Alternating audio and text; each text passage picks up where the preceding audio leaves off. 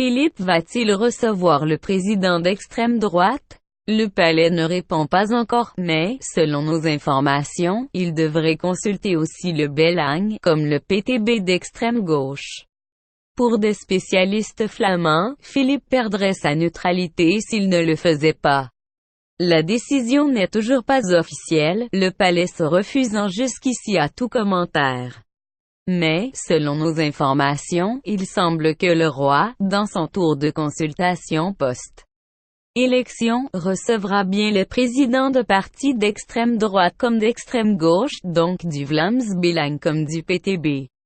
Pour ce qui concerne les marxistes, ce n'est pas une première. En décembre dernier, lors de la chute du gouvernement Michel, Philippe avait consulté le président du PTB, Peter Mertens. Par contre, ni Baudouin, ni Albert II, ni Philippe n'avaient convié jusqu'ici le président du Vlaams Belang, anciennement Vlaams Bloc. Il faut remonter à 1936 et Léopold III pour trouver une rencontre entre le roi d'alors et Léon de Grelle, après les élections législatives où il avait obtenu un bon score.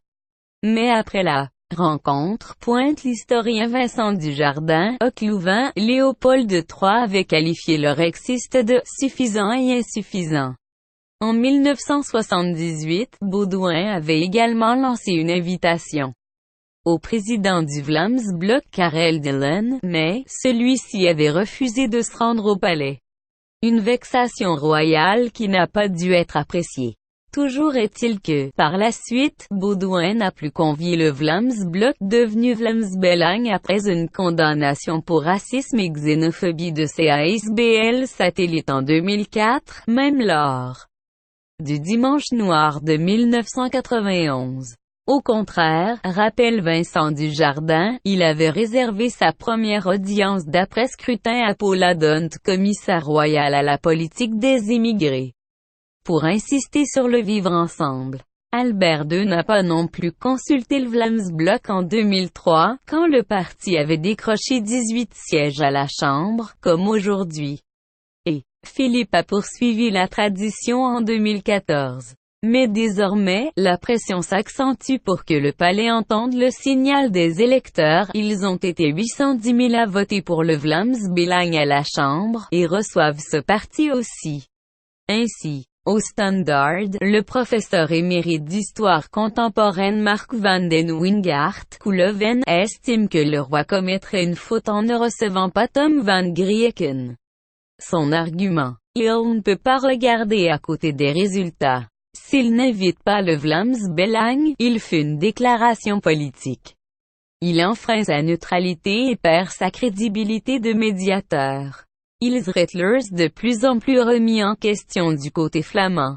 Le politologue Herman Matthijs, VUB, en n'allant pas aussi loin, a aussi un avis tranché. Le rôle du roi, comme informateur fédéral, comme celui de Laurent Onkelings, Elio Di Rupo ou Bart de Wever dans les régions, est de recevoir tous les présidents de partis qui ont obtenu des sièges au Parlement, même s'ils n'en ont décroché qu'un.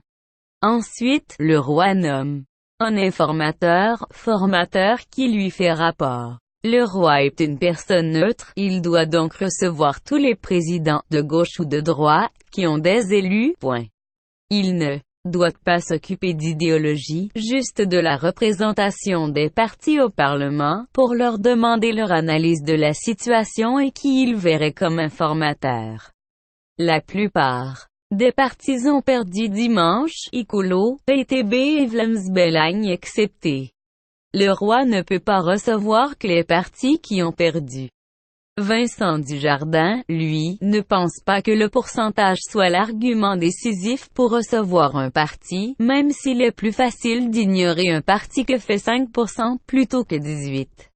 Même lorsque le Vlaams Bloc obtenait de gros scores, le roi Albert continuait à ne pas l'inviter à quoi que ce soit. Pour l'historien, la question est plutôt de savoir s'il y a ou non consensus politique quant à l'opportunité de recevoir ce parti.